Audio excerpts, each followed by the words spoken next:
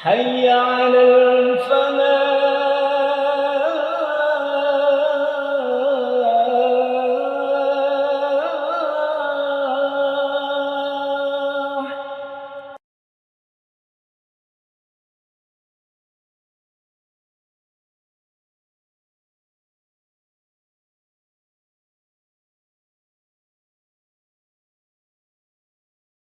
Assalamualaikum warahmatullahi wabarakatuh.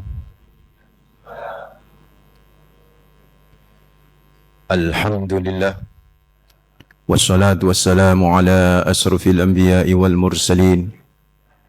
Nabiina Muhammadin wa ala alihi wa sahbihi wa man tabi'ahum bi ihsanin ila yaumiddin. Amma ba'd. Fa inna asdaqal hadis kitabullah wa khairul hadi hadi Muhammadin sallallahu alaihi wasallam wa syarrul umuri muhdatsatuha wa kullu bid'atin dhalalah wa kullu dhalalatin finnar. Allahumma anfa'na bima 'allamtana wa 'allimna alladhi yanfa'una wa zidna ilma.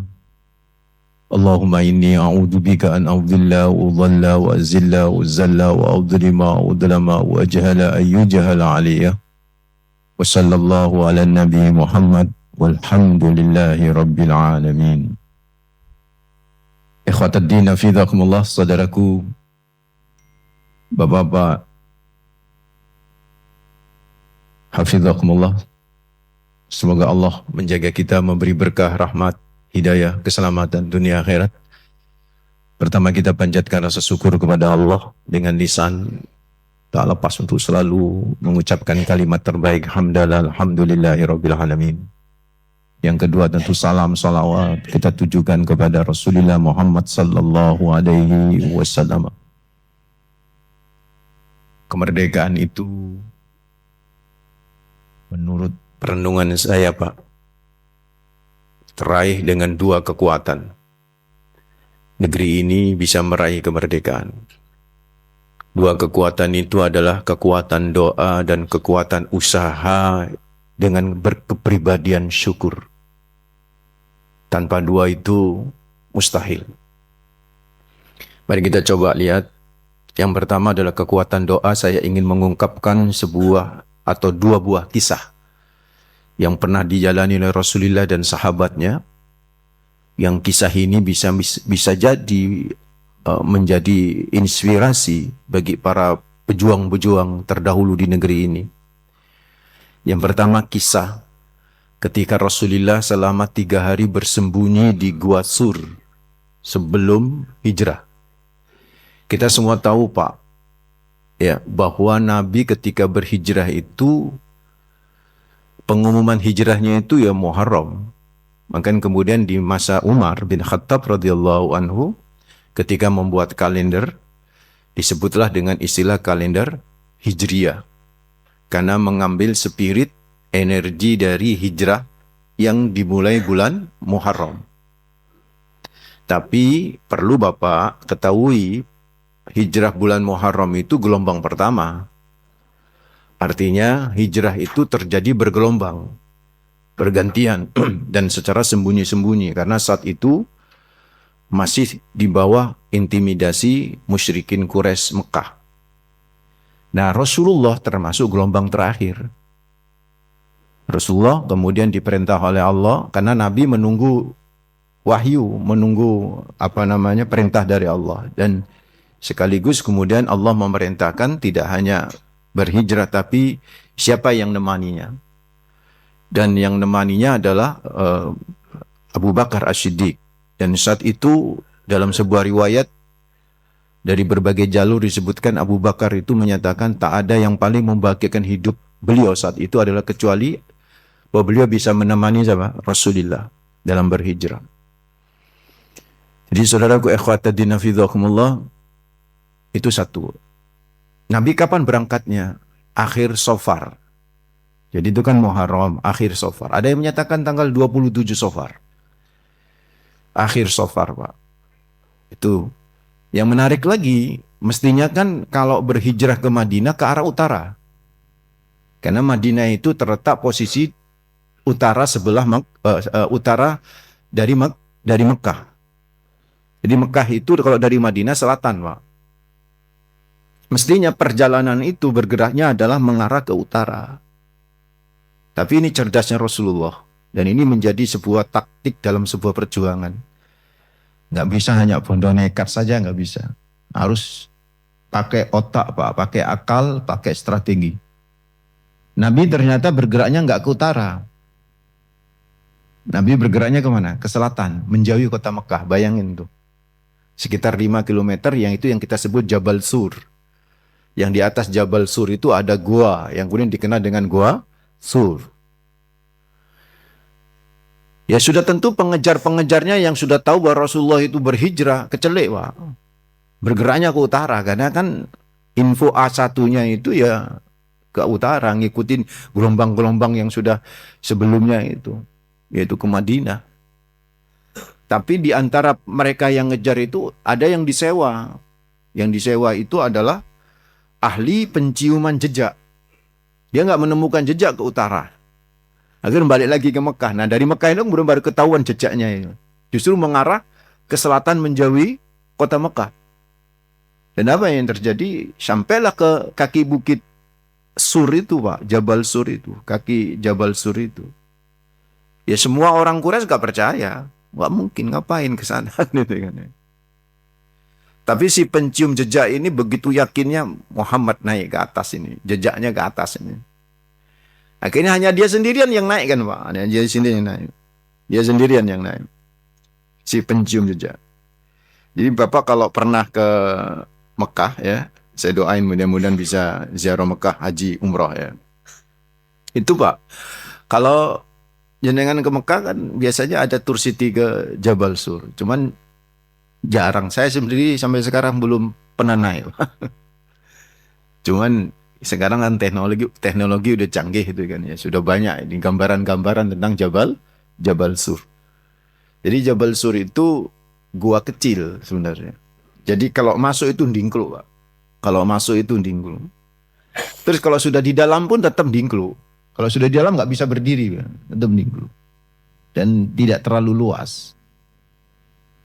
Dan kalau dari dalam, kalau ada orang yang ada di depan, itu kelihatan kakinya saja. Jadi rendah soalnya. Jadi makanya kalau masuk dia ndingklu.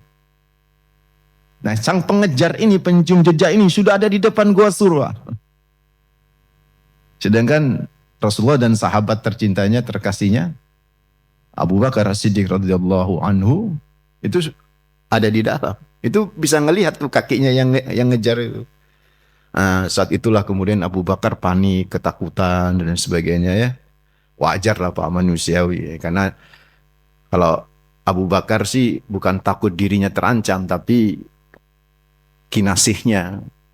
Karena cahaya dari Allah untuk semesta alam ini kalau sampai padam sebelum perjuangan terjadi kan bahaya. Itu yang dipikir, takut banget sambil terus berdoa.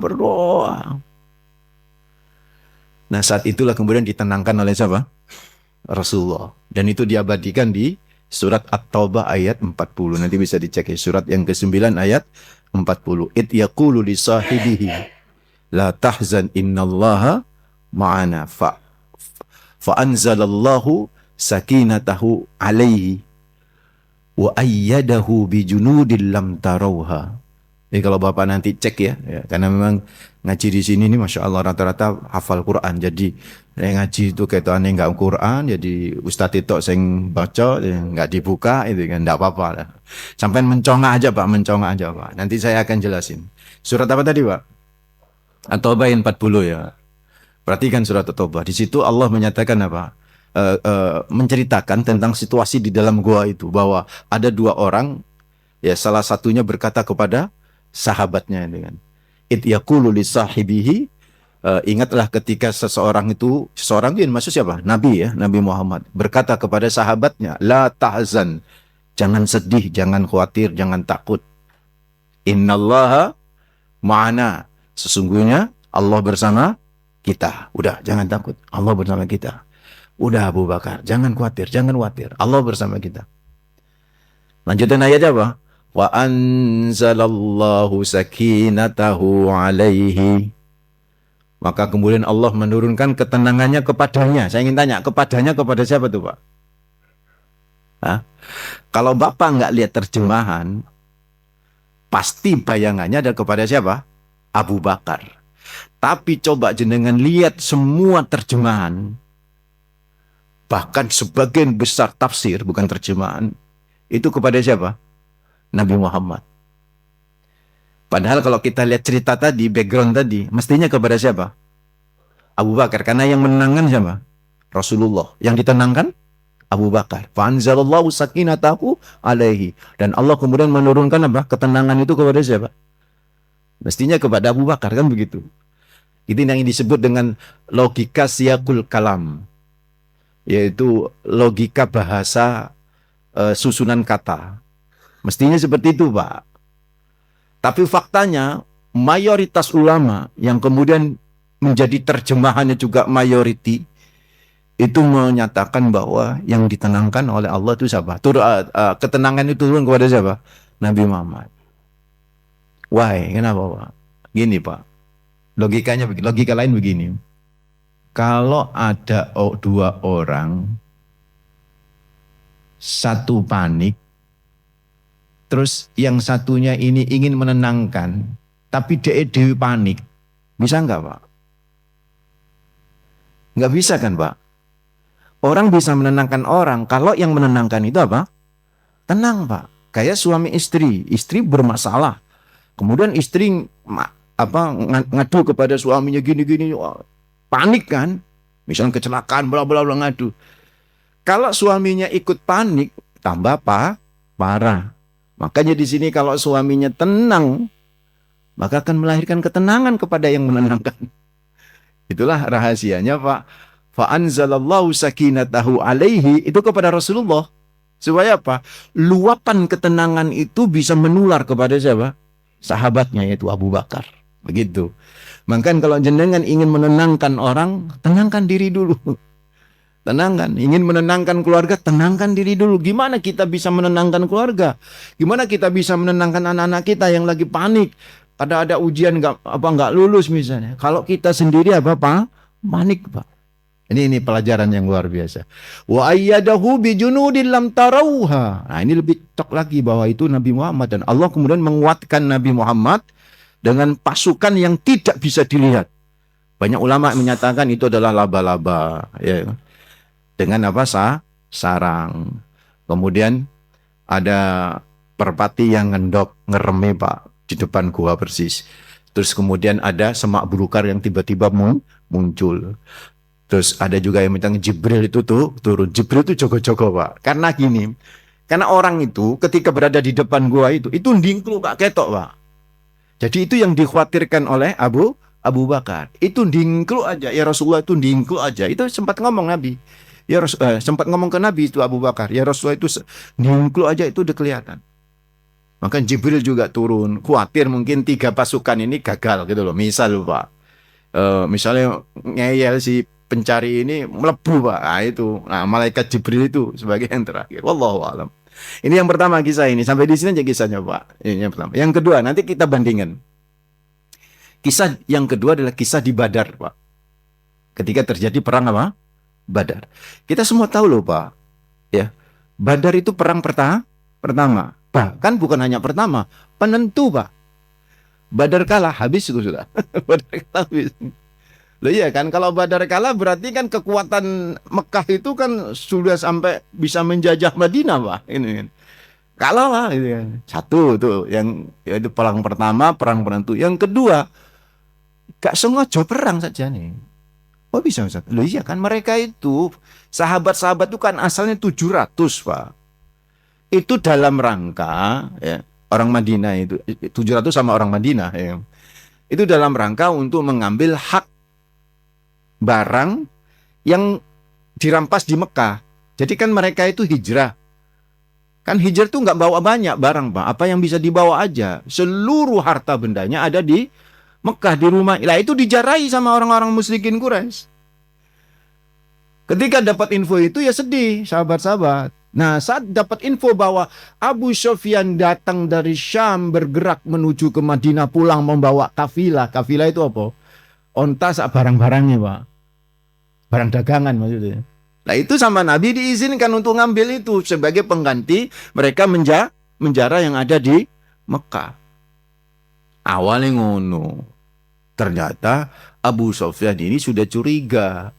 Makanya dia sebelum ngelewatin itu, Pak, dia ngubungin ke Mekah bahwa akan terjadi pencegatan. Wah, Abu Jahal dan macam-macam akhirnya memimpin pasukan sampai 1.000, Pak. Lah itu kerungu sampai sing 700. Makanya mereteli itu. Mereteli. Sampai 300 itu yang terkena 313. Sehingga karena ini adalah orang pilihan 313 sehingga terkena dengan istilah Ahlul Badar, Pak. Bahkan malaikat yang bantu pun itu khusus ada disebut malaikat Ahlul Badar. Saking luar biasanya perang ini. Nah, apa yang terjadi di perang itu, Pak? Yang terjadi di perang itu, Nabi itu doanya kenceng, Pak. Doanya kenceng. Ya Hayyu ya Qayyum birahmatika astaghis. Saya belum melihat riwayat doanya Nabi kayak apa modelnya. Modelnya itu apakah beliau berdiri terus menengadangkan tangan atau beliau itu sujud. Tapi yang jelas riwayat yang sampai ke kita Bapak-bapak, Nabi itu kenceng berdoanya dan doanya Nabi itu Masya Allah, Pak. Sampai ada doa Allahumma anjis lima wa attani wa ati li wa ati ma wa attani. Allahumma anjis lima wa attani. Allahumma ati ma wa'attani. Allahumma in tuhlik hadhil asaba min ahli Islam la tu'bad fil ardi abadan. Sampai gitu tuh Nabi doanya, Pak. Ya Allah, penuhi janjimu kepadaku ya Allah. Begitu tuh, Pak. Penuhi janjimu kepadaku yang telah kau janjikan. Aku, Pak. Sampai ngono Nabi. Kan kami biasanya ini aku. Wa'ati ma wa'atani, dan berikan apa yang telah kau janjikan kepadamu sekarang ya Allah. In tuhlik hadihil asaba min ahlil Islam la tu'bad fil ardi abadan. Ya Allah, kalau kau kalahkan ini pasukan kami ini, la tu'bad fil ardi abadan, nggak ada lagi yang menyembah dirimu. Sampai segitu. Dalam sebuah riwayat serbannya Nabi jatuh. Maka tadi saya tidak tahu apakah Nabi berdiri sambil menggoncang-goncangkan tubuhnya karena begitu menghayatnya berdoa, atau sujud, Pak. Wallahu a'lam. Tapi yang jelas riwayat yang ada itu serbannya jatuh. Imamahnya jatuh. Abu Bakar langsung mengambil imamah itu dan mengalungkan kepada siapa? Rasulullah. Seraya berkata, cukup ya Nabi, cukup ya Nabi. Allah akan memenuhi janjimu, cukup ya Rasulullah. So, dua kisah ini, Pak, bisa nggak? Bisa nggak? Dua kisah ini pasti Bapak pernah dengar kisah ini ya. Tapi memadukan dua kisah ini dan mengambil pelajaran mungkin nggak banyak. Saya bacanya itu di Tafsir Al-Misbah. Ulama Indonesia, Pak, yang mengurai dua kisah ini yang menurut saya bagus banget untuk jadi spirit kemerdekaan dan kemerdekaan kita di era modern ini. Apa bedanya, Pak? Yang sama-sama apa? Berdoa. Terus apa lagi? Ya, yang menenangkan. Nah, di kasus Gua Hiro, di kasus Gua Thur, yang menenangkan siapa? Nabi. Yang berdoa kenceng dan sampai panik sinten? Abu Bakar di Gua Thur. Kalau di Badar kebalik kan? Ya, kebalik, Pak. Yang berusaha menenangkan itu siapa? Abu Bakar. Sebenarnya bukan menenangkan.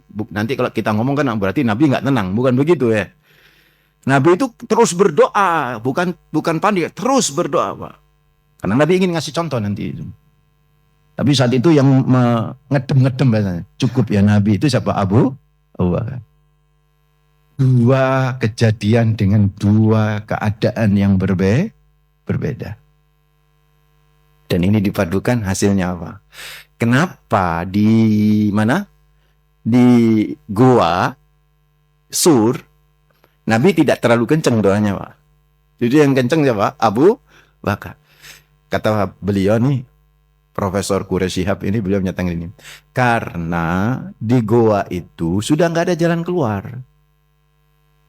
Loh, apalagi Pak, pintu masuk sama pintu keluar cuma satu, yang ada orang itu di depan itu. Apalagi? Nggak ada. Tinggal apa? Pasrah. Udah yakin aja dengan doa, udah selesai. Beda dengan di Badar. Di Badar ruang terbuka, perang belum dimulai, kan begitu. Artinya tidak boleh berhenti apa? Berdoa. Terus usaha, masih ada peluang berusaha. Sedangkan kalau di Gua Sur, peluang berusaha nggak ada, Pak. Ya sudah pasrah. Dari dua kejadian inilah ada dua yang spirit yang bisa kita pakai, Pak. Kekuatan doa itu dan kekuatan usaha. Ini yang bisa menentukan hasil kita. Kekuatan doa dan kekuatan usaha. Nah, kekuatan doa pun, Pak. Kekuatan doa pun itu dilandasi dengan apa? Kepasrahan diri kepada siapa? Allah. Orang bisa pasrah kalau ya yakin. Makanya doa itu, saudara, harus apa? Ya yakin. Nomor satu tuh, Pak, yakin dan pasrah. Nomor dua baru bahasa, Pak. Nomor dua baru apa? Bahasa. Jenengan doa bahasa. Saya ingin tanya, selama ini jenengan yang pakai doa bahasa Arab itu ngerti nggak maknanya? Ada yang ngerti? Ada yang nggak toh? Tapi tetap berdoa. Kadang-kadang ya, kan yang dari hadis itu kan panjang-panjang nih doanya. Seperti misalnya Allahumma inni a'udzubika minal hammi wal hazan wa a'udzubika minal ajzi wal kasal wa a'udzubika minal jubni al bukhal wa a'udzubika min ghalabati dani wa qahri rijal. Kadang-kadang kita nggak ngerti artinya itu apa. Tapi kita mocoy ini. Ini orang-orang rasionalis, Pak, menyatakan nggak benar doa kayak begitu. Doa itu harus ngerti artinya. Yes, Pak. Bukan nggak benar menurut saya. Memang lebih enak kalau ngerti artinya. Karena itu bisa merasuk kepada kejiwaan kita, Pak. Yakin gitu. Sampai bisa nangis karena kita bisa ngerti artinya. Tapi faktanya nggak ngerti artinya pun kita baca doa itu, Pak, kabul. Kenapa? Yakin. Pokoknya maksudnya ini kan begitu ya. Yakin. Karena keyakinan itu penting. Ada, Pak. Wis gak yakin, dungane keliru. Wis gak yakin, Pak. Wis keliru dungane. Ada PESMA. Tahu PESMA, Pak, ya? Saya kebetulan sejak tahun 80-an itu pembina PESMA. PESMA itu pesantren mahasiswa. Dulu ada PESMA, UNER, UNESA, dulu begitu, Pak. Ya sampai sekarang masih ada, Pak, PESMA itu. Ya dulu kita sewa asrama gitu, Pak. Terus di situ mahasiswa itu tinggal di situ, mabit di situ, ya. Ada kajian, ada kayak begitu itu. Nah itu per 2 tahun, kalau dulu begitu. Nah pas waktu 2 tahun kan dikeluarkan, diluluskan. Nah itu biasanya kita ngundang kiai sepuh, Pak, untuk ngasih apa? Tausiah. Nah kiai sepuh ini ngomong gini, ngasih tahu segini. Anak-anak habis ini kalian lulus. Jangan lupa ya, kalau sudah lulus dari kampus, lulus dari pesantren ini, jangan lupa ya.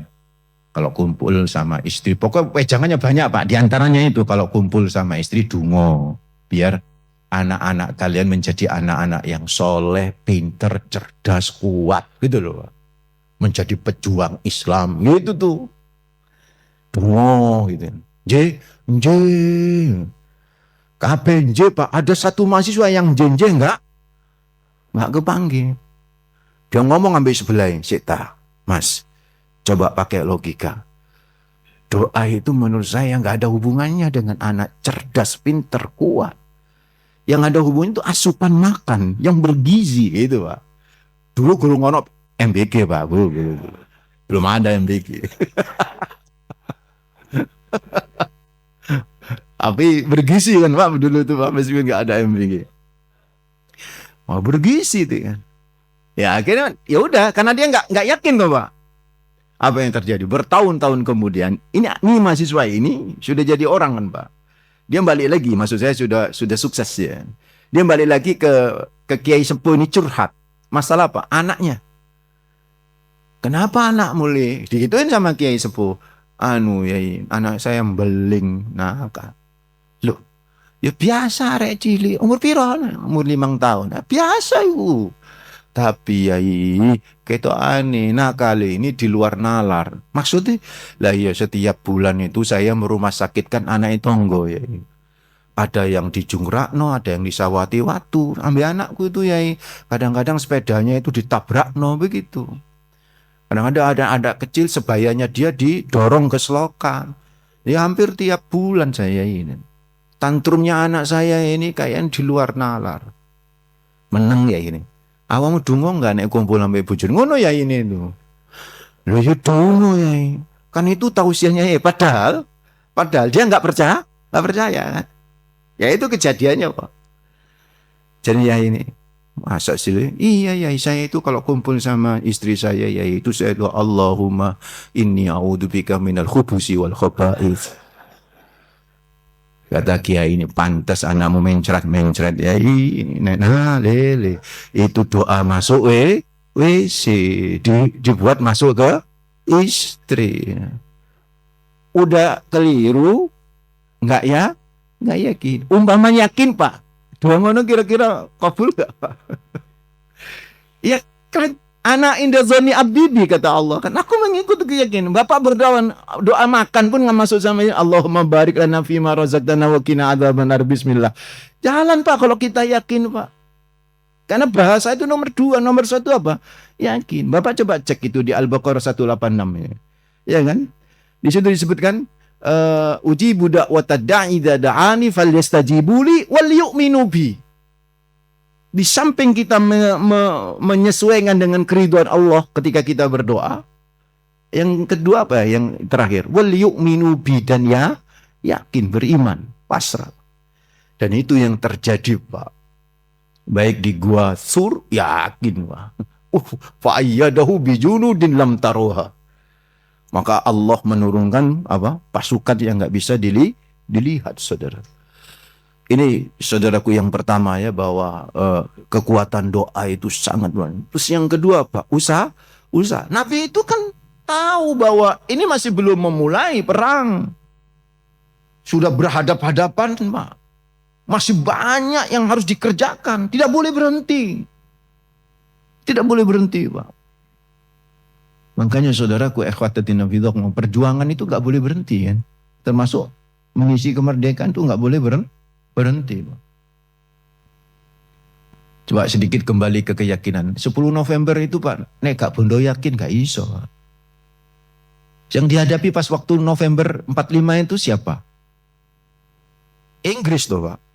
Lah Inggris itu negara adidaya saat itu Perang Dunia Kedua. Karena Inggris ini Pak menguasai hampir 2/3 dunia saat itu. Hampir semua dikuasai oleh Eropa kan, jajahan-jajahan. Dan paling banyak itu Inggris. Terus Inggris ini termasuk senjatanya paling canggih. Mlebu nang Surabaya Pak. Dihadapi arek Surabaya. Arek Surabaya rata-rata santri Pak. Karena dari beberapa pesantren.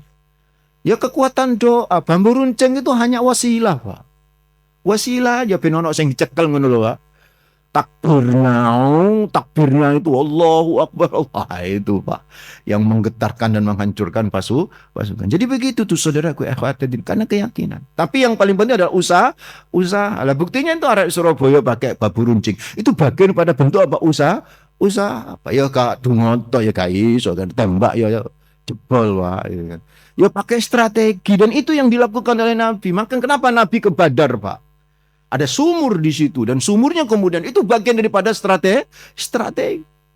Nabi ketika hijrah pun pakai strategi seperti yang saya katakan tadi itu. Itu strategi saudara.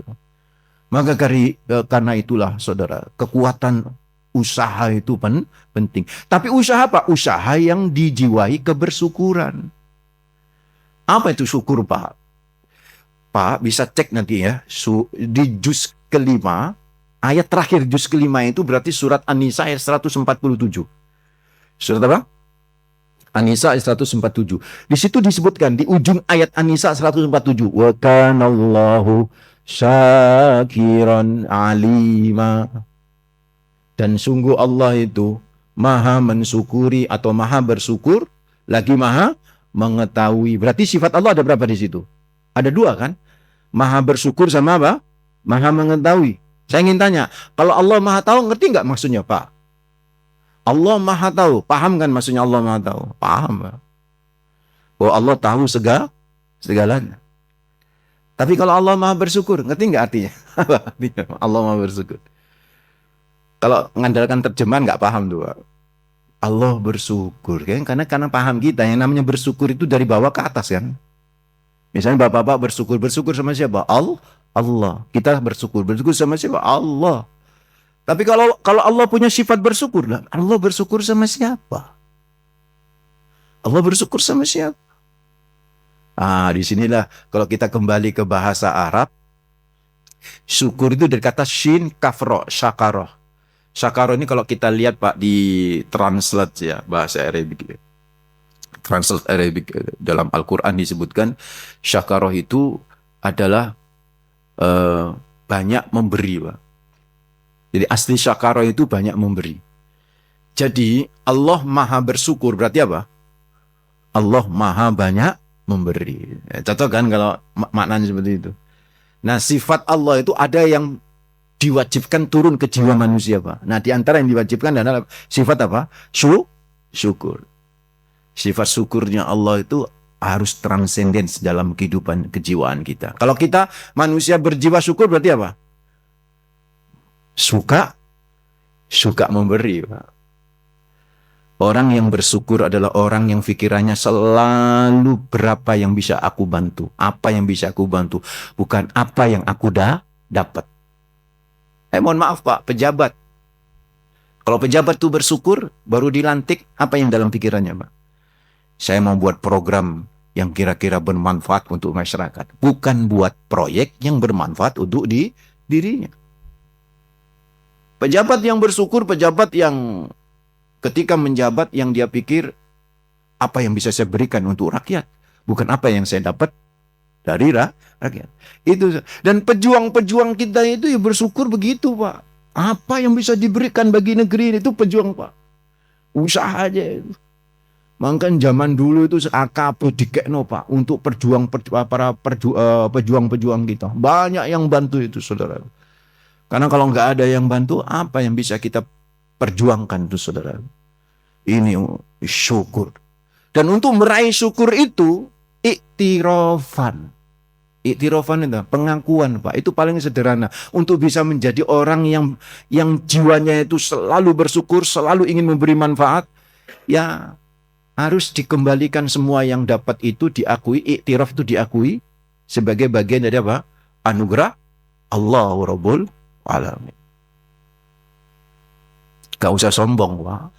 Cuman mohon maaf ya, sekarang ini para pejabatnya menurut saya Pak, sebagian itu tidak seperti founding father kita, pendiri negeri ini. Ya sukses sedikit, nggak ingat Allah Pak. Misalnya ada proyek sukses, program sukses sedikit, nggak diingatkan kepada Allah. Mestinya kan, ya Alhamdulillah, ini karena kuasa Allah, begitu. Baru manajemennya, koordinasinya begitu. Ya sama lah, kalau kita ditanya itu Pak, ketika kita punya usaha besar, tanya oleh teman yang baru, yang lama nggak ketemu, kok bisa sukses Mas? Iya, ini saya punya teamwork yang bagus. Saya nyewa manajemen dan saya sekolahkan para manajemen itu gara-gara gak ingat sama Allah Pak. Ini yang kemudian Allah hancurkan negeri ini. Kenapa? Salah cara bersyukurnya itu. Gak kayak ini Pak, gak kayak founding father kita. Kok bisa? Mari kita coba lihat. Bapak tahu nggak Nabi Sulaiman ya? Nabi Sulaiman itu ketika sukses Pak, Nabi Sulaiman. Dan puncak kesuksesan Nabi Sulaiman berhasil memindahkan suatu benda yang di zaman itu sampai zaman saiki Pak. Zaman itu sampai zaman sekarang Pak. Bendanya itu sebesar ruangan ini. Singgasana Ratu Bilqis itu besar Pak. Kalau saya baca di tafsir itu eh, letaknya itu di kedalaman tanah 50 hasta. Jadi kalau 50 hasta itu, kalau satu hasta itu 50 cm, berarti kalau 50 hasta itu berarti 25 meter. 25 meter dalam. Dan itu kalau Bapak lihat film-film yang dari Yaman, Persia, itu kan singgasananya mesti naik tuh, naik. Itu singgasana Aras tuh, Pak. Itu singgasana zaman dulu itu batu pualam, Pak. Kongkon gowo. Dari mana? Dari Yaman kan? Balkis dari Yaman, Pak. Nabi Sulaiman di mana? Palestina. Itu kalau garis lurus saja itu 2000 km, Pak. Maka Nabi Sulaiman ini puncak suksesnya di situ. Dia ngomong begini. Ayyukum ya ayyul mala'u ayyukum ya'tuni bi arsiha qabla ya'tuni muslimin. Itu di surat An-Naml ayat 38 sampai 40, Pak, diabadikan.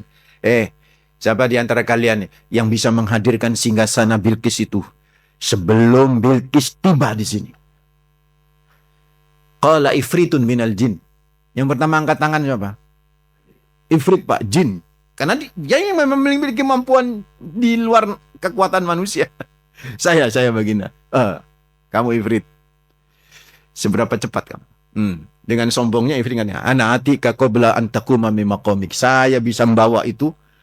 Ana atika bihi qabla an taquma min maqamik. Saya bisa membawa ini sebelum engkau berdiri dari tempat dudukmu. Itu, Pak, dari berdiri, dari duduk ke berdiri itu kan sekitar 1 sampai 2 detik tuh, Pak. Neka kena asam aurat, Pak. Neka kena asam aurat ya rada suwe titi loh, Pak. Itu saudaraku. 2 detik lah. 2 detik. 2000, Pak. Itu sudah kecepatan cahaya itu. Udah kecepatan cahaya itu, Pak. Udah nyampe dia. 2 detik. Gara-gara si siapa itu, si Ifrit ngomong, wa inni alaihi laqawiyyun amin. Laqawiyyun matin ya. Coba dicek. Dan sesungguhnya saya ini, wa inni alaihi laqawiyyun amin. Saya kok bahasan begitu, Pak. Saya kuat ini, terpercaya kuat. Itu kata begitu ya. Kata si siapa? Nabi Sulaiman. Sombong. Ada yang lain tuh, yang lebih cepat dari ini ada. Nah, itu sudah gaspol. Si Ifrit sudah gaspol, Pak. Enggak bisa. Ternyata sesprinya sendiri yang bisa. Qala alladzi indahu minal kitab. Yaitu orang yang dekat dengan Alkitab. Saat itu Taurat, Pak. Ya. Saya baginda. Sespri saya ini. Secepat apa? Ana atika bihi qabla ayyartadda ilaika tarfuk. Saya bisa membawa itu sebelum mata engkau berkejap. Itu sudah melampaui kecepatan cahaya. Belum berkejap, falamma ra'ahu mustaqiran indahu. Tiba-tiba sudah ada di sampingnya, Pak. Nih, perhatiin, Pak, kalimatnya Nabi Sulaiman, Pak. Ini menunjukkan jiwa syukur yang luar biasa. Apa kata Nabi Sulaiman? Nabi Sulaiman nggak ngomong gini, wow, amazing. Nggak ngomong gitu, Pak. Hebat kau, luar biasa. Enggak lah. Hebat, kamu lebih hebat daripada Ifrit. Nggak ngomong gitu juga, nggak banding-bandingin juga, Pak. Tapi ngomongnya apa? Hadza min fadli rabbi liyabluwani a'askuru am akfur. Ini karunia Allah. Ini karunia Allah. Muji saya. Tambah syukur apa tambah kufur ini. Ini Masya Allah. Inilah yang ditiru, Pak. Model syukur, model kayak begini yang ditiru oleh founding father. Bapak cek di preambul Undang-Undang Dasar 1145 alinea ketiga. Apa enggak? Atas berkat rahmat Allah yang maha kuasa dan dengan didorongkan oleh keinginan luhur supaya berkehidupan kebangsaan yang bebas, maka rakyat Indonesia dengan ini menyatakan kemerdekaannya. Pertama apa tadi? Atas berkat rahmat Allah yang maha kuasa. Yang kedua, dan dengan didorongkan oleh keinginan luhur. Pahlawan, Pak. Maksudnya didorongkan keinginan luhur itu pahlawan. Pejuang. Pahlawan itu nomor 2, Pak. Kalau kita mau berterima kasih pertama kepada siapa? Allahu Rabbul Alamin. Berkat rahmat Allah. Enggak ada, Pak. Dan itu melalui kekuatan doa. Syukur. Itu yang membuat negeri ini bisa jaya. Ya, kita, Pak, kalau ngikutin dunia media sosial, bagaimana sebagian pejabat yang kadang-kadang lupa Pak bahwa semuanya itu anugerah dari Allah. Kayak dia yang kuasa. Nanti kayak, mohon maaf Pak, kayak kasus Korun Pak. Korun itu kan lali Pak. Korun itu sepupunya Nabi Musa. Jadi ingat, Korun itu sepupunya Nabi Musa. Dia kayanya ya seperti kaya Pak, udah meskipun nggak sekaya Nabi Sulaiman lah, kaya luar biasa di zaman itu. Wong yang namanya siapa, Firaun saja itu kong kali kong sama kong, dan ini menjadi simbol kan Pak, antara pengusaha sama penguasa rezim itu pasti terjadi kong kali kong.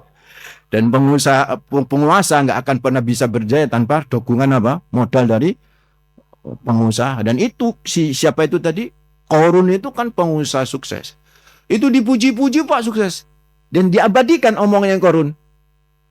Di surat Al-Qasas ayat 78. Innama utituhu ala ilmin indi. Kata Korun, ini kan otakku main.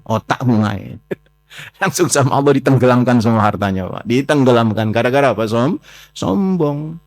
Makanya akhirnya hartanya semua ada di bawah tanah. Nih siapa yang nemukan tanah, harta di bawah tanah disebut hartanya Korun. Wong Jawa ngomong kof rada angel, akhirnya menjadi apa? Karun. Wah, itu yang terjadi saudara. So, ini pelajaran luar biasa Pak. Ayo terus berjuang menghadapi situasi kondisi kayak sekarang ini dengan kekuatan doa dan usaha ini apa? Dibalut dengan pribadi apa? Syukur. Insya Allah kita bisa raih. Demikian saudaraku. Ada pertanyaan? Bapak-bapak? Alhamdulillah. Mudah-mudahan sehat. Yang sakit diangkat penyakitnya sama Allah. Yang sehat selalu diberi kesehatan. Kita istighfar. Astaghfirullahaladzim. Astaghfirullahaladzim. Subhanaka Allahumma bihamdik. Asyhadu an la ilaha illa anta. Astaghfiruka wa atubu ilaik. Kita baca al-asr. Bismillahirrahmanirrahim. Wal asri innal insana lafi khusrin illa alladhina amanu wa amilus solihati wa tawasaw bil haqqi wa tawasaw bis sabr.